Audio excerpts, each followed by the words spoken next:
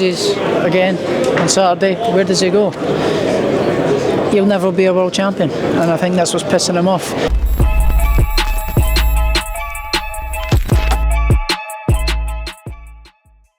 What did you see when you looked in Jack's eyes? Listen, nothing at all. Listen, he looks up for it, he looks tight, he looks tense, he looks a little bit angry. So, yeah, it is what it is. I'm just enjoying fight week. I'm enjoying this week and enjoying all this circus, as I call it, all this. And so, yeah, I'm enjoying it and just soaking up all the atmosphere. Can't wait to get in on Saturday now. He said in the build-up this was going to be your final ring walk. What do you make when he says things like that, and how much hatred do you have for him? Take it with a pinch of salt. I can say the same thing to him, because when he loses again on Saturday, where does he go?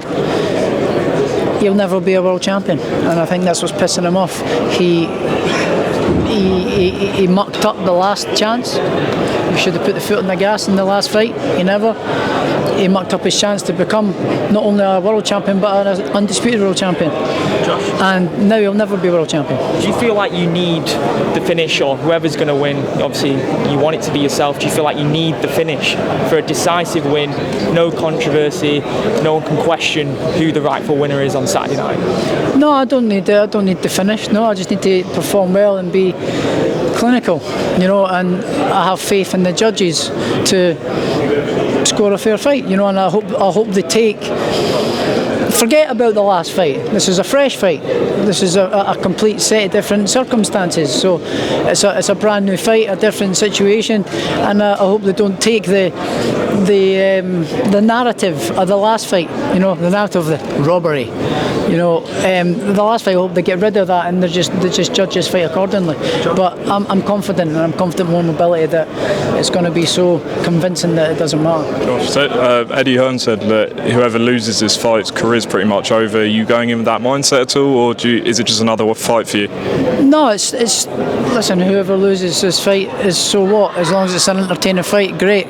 But for Jack, really, he's 31-year-old, never had a world title. Where does he go when he loses to me for a second time? Where does he go? He's never going to be a world champion. You talked about obviously world titles. In terms of the weight cut at 140, are we expecting you then potentially after this fight to stay at 140, or would you look at 147? We'll see what happens. We'll see what the lay of the land is after the fight. We'll see what options are there. I'm comfortable at 140. I've got a great team around me. I'm doing it properly this time. I was doing the weight cut.